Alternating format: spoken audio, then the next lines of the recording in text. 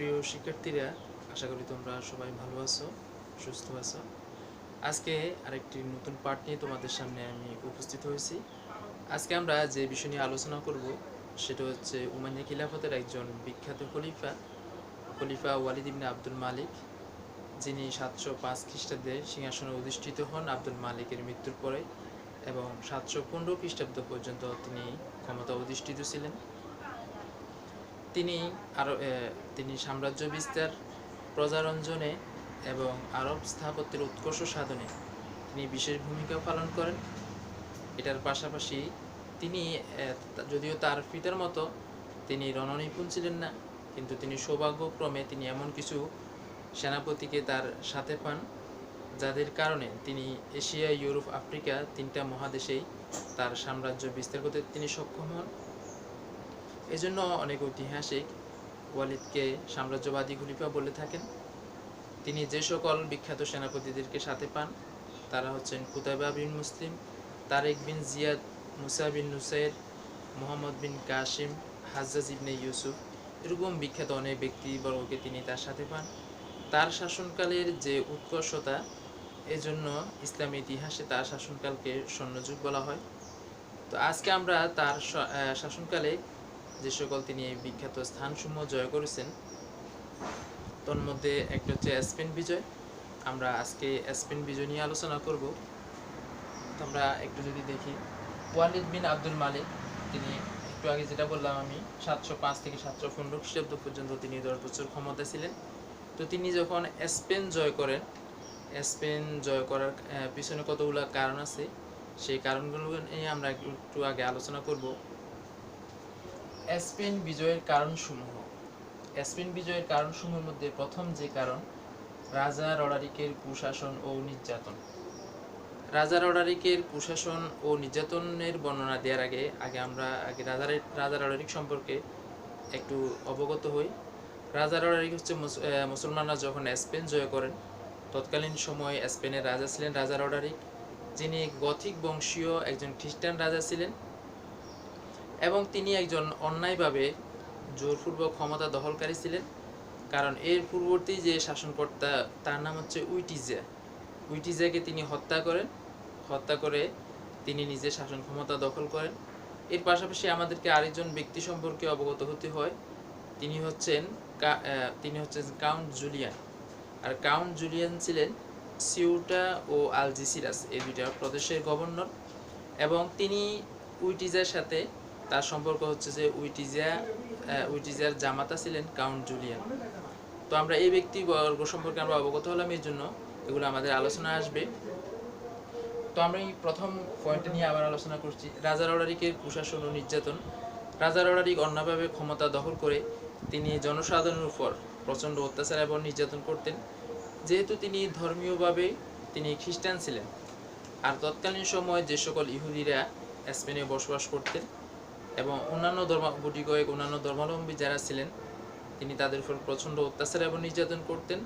ইহুদিদেরকে তিনি ধর্মান্তরিত করতেন জোরপূর্বকভাবে। আর তারা যদি ধর্মান্তরিত না হতেন, তাহলে দেখা যাচ্ছে যে অনেক খ্রিস্টান দাসী এবং নিম্নবর্ণের লোকদেরকে ইহুদিদের সাথে বিয়ে দিতেন, অথবা তাদেরকে দেশ থেকে বাধ্য করতেন। এভাবে তার অত্যাচার এবং নির্যাতনের কারণে, তার কুশাসনের কারণে অনেক ব্যক্তিবর্গ তৎকালীন সময়ে স্পেন ত্যাগ করতে বাধ্য হন, এবং মুসলমানদের স্পেন জয়ের পথটা তিনি অনেকটা সুগম করে দেন তার এই অত্যাচার এবং নির্যাতনের মধ্য দিয়ে। এবং এই সময় রাজা রডারিকের অত্যাচার এবং নির্যাতন থেকে মুক্তি পাওয়ার জন্য কিছু মুসলমান তারা আফ্রিকায় চলে যান। আর আফ্রিকা তৎকালীন সময়ে খলিফা ওয়ালিদের শাসনকর্তা মুসা বিন নুসাইর সেখানে শাসনকর্তা হিসেবে ক্ষমতা ছিলেন। 2 নম্বর যে কারণ, কাউন্ট জুলিয়ানের আমন্ত্রণ। কাউন্ট জুলিয়ান মুসা বিন নুসাইরকে স্পেন জয় করার জন্য তিনি আমন্ত্রণ জানালেন। তার আমন্ত্রণ জানানোর 2টা কারণ। একটু আগে আমি বলছিলাম যে যিনি স্পেনের শাসনকর্তা ছিলেন উইটিজাকে রাজা রডারিক হত্যা করেন।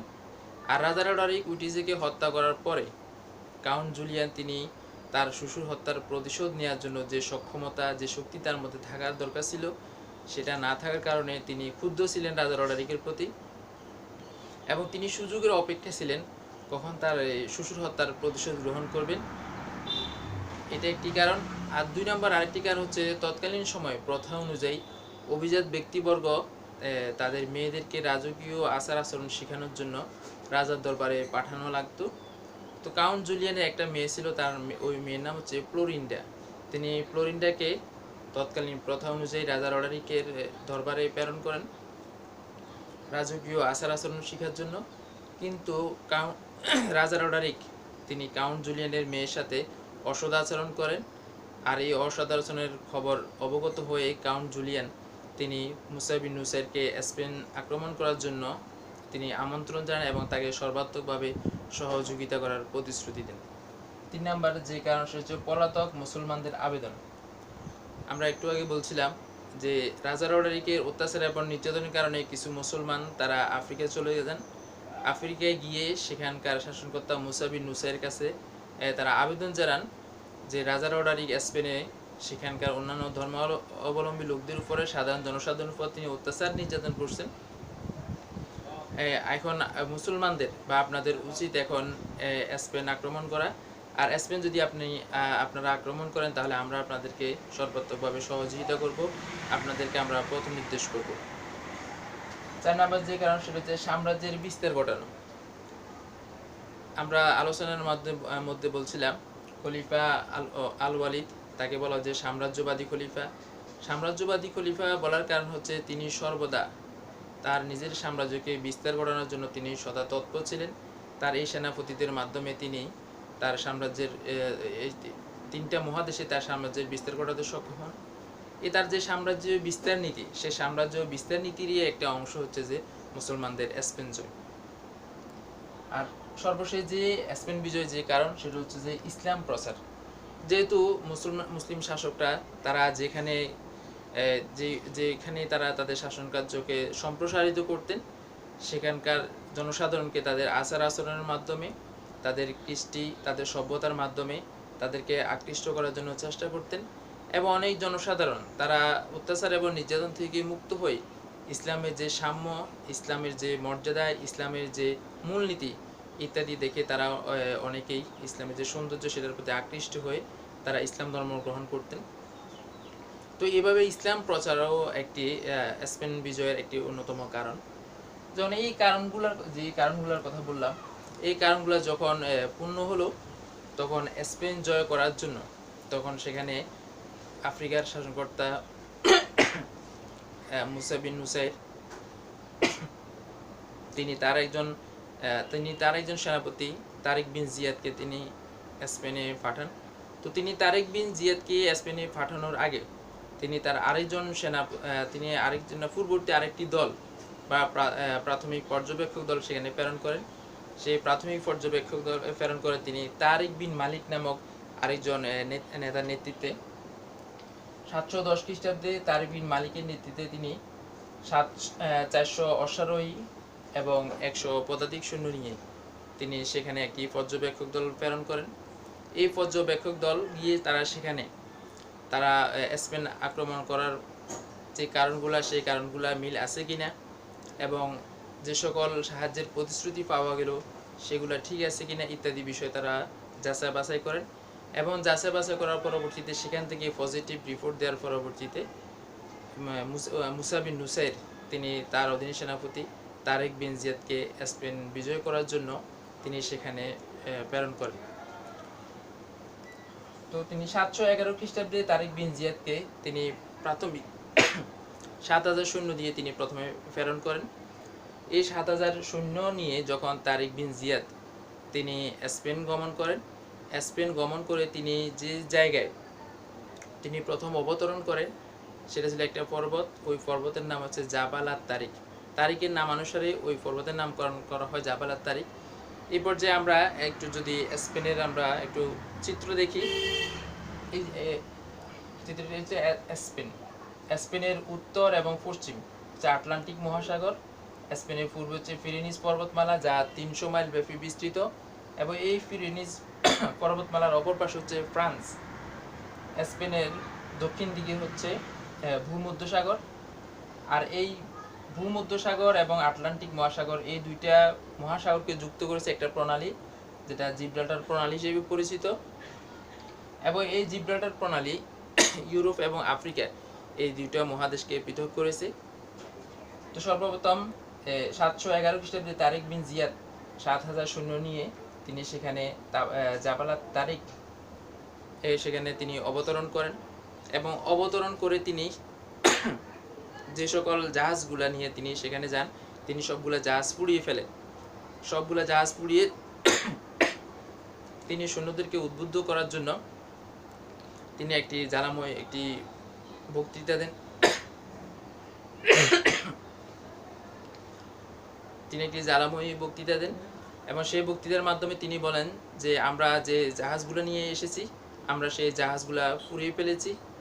এখন আমাদের সামনে একটি পথ, হয়তো আমাদেরকে আমাদের সামনে যে রাজা রডারিকের যে বিশাল বাহিনী, সেই বাহিনীকে পরাজিত করতে হবে, না হলে আমাদের পিছনে যে বিশাল জলরাশি, সেই জলরাশিতে আমাদেরকে আত্মাহুতি দিতে হবে। আর এই দুইটা এই পথবৃত্ত না হলে আমাদেরকে স্পেন জয় করতে হবে। এটা হচ্ছে যে আমাদের সামনে একমাত্র পথ। এভাবে তিনি তার সৈন্যদেরকে উদ্বুদ্ধ করেন। আর ইতিমধ্যে মুসা বিন নুসাইর তিনি চিন্তা করলেন যে তারিক বিন জিয়াদকে মাত্র 7000 সৈন্য দেওয়া হলো, এই 7000 সৈন্য হয়তো তার জন্য কম হয়ে গেল। এই জন্য তার সাহায্যে তিনি আরও 5000 সৈন্য প্রেরণ করেন। এভাবে তারিক বিন জিয়াদের সৈন্য সংখ্যা পরিণত হলো 12,000-এ। এই 12,000 সৈন্য নিয়ে রাজা তারিক বিন জিয়াদ তিনি স্পেন জয় করার জন্য তিনি অগ্রসর হন, এবং প্রথম দিকে তিনি কিছু এলাকা জয় করার পরবর্তীতে তিনি টলেডো, তৎকালীন সময় স্পেনের রাজধানী বা রাজা রডারিকের রাজধানী টলেডো, এই টলেডো অভিমুখে তিনি রওনা হন। আর তিনি যখন তিনি টলেডো অভিমুখে রওনা হন, এই সময় রাজা রডারিক তিনি স্পেনের একটি প্রদেশের তিনি বিদ্রোহ দমনে ব্যস্ত ছিলেন, কিন্তু এই খবর পাওয়া মাত্রই তিনি খুব দ্রুত রাজধানীতে আগমন করেন, এবং তিনি রাজধানীতে আগমন করে গোয়া ডিলেট একটি নদীর নাম, কোথাও কোনো কোনো ঐতিহাসিক বা কোনো কোনো বইয়ের মধ্যে এটাকে গোয়া ডিলেট, আবার কোনো কোনো বইয়ের মধ্যে এটাকে গোয়াদেল কুইবার এ নামে উল্লেখ করা হয়েছে। এই গোয়া ডিলেট নদীর তীরে মেডিনা সিডোনিয়া শহরে পাশে সেখানে একটি ময়দানে তারিক বিন জিয়াদ এবং রাজা রডারিকের যুদ্ধ হয়। সেখানে রাজা রডারিকের সৈন্য সংখ্যা ছিল 1 লক্ষাধিক, মতান্তরে 1,20,000, আর অপর দিকে তারিক বিন জিয়াদের সৈন্য সংখ্যা ছিল মাত্র 12,000। এই 12,000 সৈন্যের প্রচণ্ড আক্রমণে রাজা রডারিকের বিশাল সৈন্যবাহিনী তারা শোচনীয়ভাবে পরাজিত হন, এবং রাজা রডারিক পরাজিত হয়ে তিনি পরবর্তীতে গোয়াদেল কুইবার বা গোয়া ডিলেট নদীতে নিমজ্জিত হয়ে তিনি প্রাণ হারান। আর তারিক বিন জিয়াদ তিনি এই খবরটি তিনি পত্র মারফত তিনি মুসা বিন নুসাইরকে অবগত করেন। আর মুসা বিন নুসাইরকে যখন অবগত করেন, তখন মুসা বিন নুসাইর এর উত্তরে তিনি তাকে জবাব দেন যে তুমি কিছুদিন তুমি সামনে অগ্রসর না হয়ে তুমি আরও কিছুদিন আমার জন্য অপেক্ষা করো, আমি আরও সৈন্যবাহিনী নিয়ে আসছি, আর আমি সৈন্যবাহিনী নিয়ে আসলে আমরা একসাথে সমগ্র স্পেন জয় করব। এটা দ্বারা তার উদ্দেশ্য ছিল যে তারিক বিন জিয়াদ হয়তো তিনি একা একা সমগ্র স্পেন জয় করে তিনি একটি গৌরবের অংশীদার হয়ে যাচ্ছেন। মুসা বিন নুসাইর এই গৌরবের অংশীদার হওয়ার জন্য তিনি স্পেন আসার তিনি আগ্রহ প্রকাশ করলেন। আর অপরদিকে তারিক বিন জিয়াদ মুসা বিন নুসাইরের এই যে প্রস্তাবটি, সেই প্রস্তাবটি তিনি গ্রহণ করেননি। আর প্রস্তাবটি গ্রহণ না করার কারণ হচ্ছে তিনি চিন্তা করলেন আমি মাত্রই এই রাজা রডারিকে যে বিশাল সৈন্যবাহিনী, এই সৈন্যবাহিনীকে পরাজিত করলাম, রাজা রডারিক নিহত হলো। যদি এই সময়ে আমি যদি আমার অভিযানকে যদি আমি স্থগিত করি, তাহলে দেখা যাচ্ছে যে পরাজিত সৈন্যবাহিনী তারা আবার পুনরায় একত্রিত হয়ে তার বাহিনীর উপর আক্রমণ করতে পারে, তাকে পরাজিত করতে পারে। এই জন্য তাদেরকে তিনি এই সুযোগ না দিয়ে তিনি ক্রমান্বয়ে তিনি আস্তে আস্তে স্পেনের অন্যান্য যে এলাকাগুলো আছে সেই এলাকাগুলো তিনি জয় করতে থাকেন। আর এর কিছুদিন পরে মুসা বিন নুসাইর তিনি প্রায় আরও 18,000 সৈন্য নিয়ে তিনি আসেন, কিন্তু তিনি যখন দেখলেন যে তারিক বিন জিয়াদ তার জন্য অপেক্ষা করলেন না, এই জন্য তিনি কিছুটা মনক্ষুণ্ণ হলেন। মনক্ষুণ্ণ হওয়ার পরে তারা আবার পুনরায় একত্রিত হন, আর পুনরায় একত্রিত হয়ে তারা সমগ্র স্পেন তারা জয় করে নেন। এবং সমগ্র স্পেন তারা যখন জয় করে নেন, সমগ্র স্পেন জয় করে এই যে দীর্ঘ 300 মাইল বিস্তৃত যে পিরেনিস পর্বতমালা, এই পিরেনিস পর্বতমালার উপরে তারা পিরেনিস পর্বতমালা এটা প্রায় সময় এটা বরফে আচ্ছাদিত থাকে।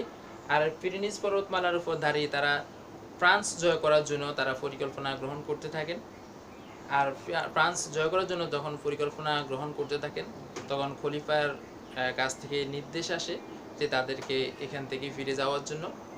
আর এখান থেকে ফিরে যাওয়ার জন্য তাদের প্রতি যে নির্দেশ আসে সেই নির্দেশ বাস্তবায়ন করতে গিয়ে তারা আর পরবর্তীতে ফ্রান্স জয় করতে পারেনি।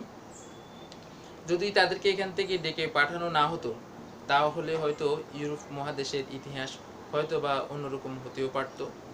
তো যাক, এভাবেই আমরা যে স্পেন জয়ের কথা বললাম, এভাবে মুসলমানরা খলিফা আল ওয়ালিদের সময় স্পেন জয় করে।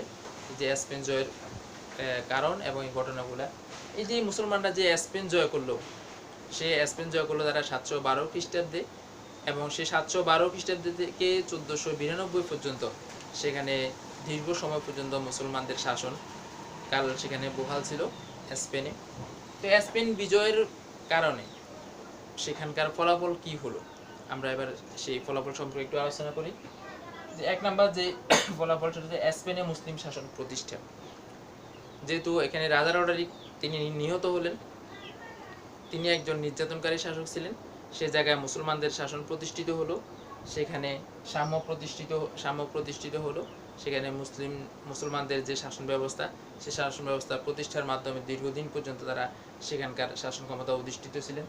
দ্বিতীয় যে কারণ, সমতা ও ন্যায়ের বিধান চালু। যা আমরা একটু আগেই বললাম যে ইসলামের যে সৌন্দর্য সেটা হচ্ছে ইসলামের মধ্যে কোনো শ্রেণী বিভেদ নেই। শ্রেণী বিভেদ না থাকার কারণে, শ্রেণীভাগ না থাকার কারণে সেখানে সবাইকে সমভাবে সেখানে দেখা হয়। এর জন্য সেখানে উঁচু নিচু ভেদ না থাকার কারণে অন্যান্য ধর্ম অবলম্বী যারা ছিলেন, যারা সাধারণ জনগণ ছিলেন এবং অভিজাতদের দ্বারা অত্যাচারিত এবং নির্যাতিত হতেন, তারা ইসলামের এই সৌন্দর্য দেখে তারা সেখানে আকৃষ্ট হয়ে ইসলাম ধর্ম গ্রহণ করেন এবং স্পেনে সাম্য ও ন্যায়নীতির বিধান সেখানে প্রতিষ্ঠা পায়। তৃতীয়ত, সাধারণ জনগণের ইসলাম গ্রহণ, এটিও আলোচনার মধ্যে চলে এসেছে। শিক্ষা ও সংস্কৃতির উন্নতি। মুসলমানরা যখন স্পেন গমন করলেন, স্পেন গমন করার পরবর্তীতে স্পেনকে তারা শিক্ষা ও সংস্কৃতি, স্থাপত্য, অন্যান্য সকল জ্ঞান বিজ্ঞানের সকল বিষয়ে তারা গভীরভাবে তারা মনোযোগ দেন। আর এই গভীরভাবে মনোযোগ দেওয়ার কারণে স্পেন এত উন্নতির চরম শিখরে আরোহণ করে যায়। পরবর্তী সময়ে মুসলমানরা টলেডো বাদ দিয়ে মুসলমানরা পরবর্তীতে স্পেনের রাজধানী হিসেবে প্রতিষ্ঠা করেন কর্ডোবাকে। আর এই কর্ডোবা পরবর্তীতে ইউরোপের বাতিঘর হিসেবে প্রতিষ্ঠিত হয়। একটি বাতিঘর যেরকম সমুদ্রে চলাচলকারী যে জাহাজগুলো আছে সেই জাহাজগুলোকে তারা যেরকম পথ নির্দেশ করে, ঠিক তেমনিভাবে মুসলমানরা স্পেন জয় করার পরে তারা কর্ডোবাকে এত সুন্দর, এত পরিকল্পনা মাফিক তারা প্রতিষ্ঠা করেন যে পরবর্তী সময় ইউরোপের অন্যান্য যে শহরগুলা, অন্যান্য নগরীগুলা যে তাদের যে উন্নতি ঘটে সেই উন্নতিগুলা তারা কর্ডোবাকে লক্ষ্য করে, কর্ডোবাকে দেখেই তারা সেই উন্নতির পরিকল্পনাগুলো গ্রহণ করে। এই জন্য কর্ডোবাকে ইউরোপের বাতিঘর বলা হতো। সেখানে অসংখ্য, প্রায় 300টি সেখানে মসজিদ ছিল, অসংখ্য সেখানে হাম্মাম বা গোসলখানা ছিল, সেখানে প্রায় তৎকালীন সময় 50টি মতো হাসপাতাল ছিল এবং সেখানে অনেকগুলো অবৈতনিক শিক্ষা প্রতিষ্ঠান ছিল। এইভাবে সকল দিক বিবেচনা করে কর্ডোবাকে ইউরোপের বাতিঘর বলা হয়। আর এই কর্ডোবাকে ইউরোপের বাতিঘর হিসেবে প্রতিষ্ঠা করার পিছনে যাদের অবদান সেটা তারা হচ্ছে যে মুসলমানরা। আর এভাবে মুসলমানদের স্পেন বিজয়ের যে বিষয়টা, যে এটার ফলাফলগুলো, সেই ফলাফলগুলো আমাদের দৃষ্টিগোচর হয়। তো প্রিয় শিক্ষার্থীরা, তো তোমরা এই স্পেন বিজয়ের যে কারণ এবং ঘটনা এবং ফলাফল ইত্যাদি সম্পর্কে ভালোভাবে অবগত হবে, ইত্যাদি সম্পর্কে পড়াশোনা করবে। তো আজকে এই পর্যন্তই। তোমরা সবাই ভালো থাকো, সুস্থ থাকো। আল্লাহ হাফিজ।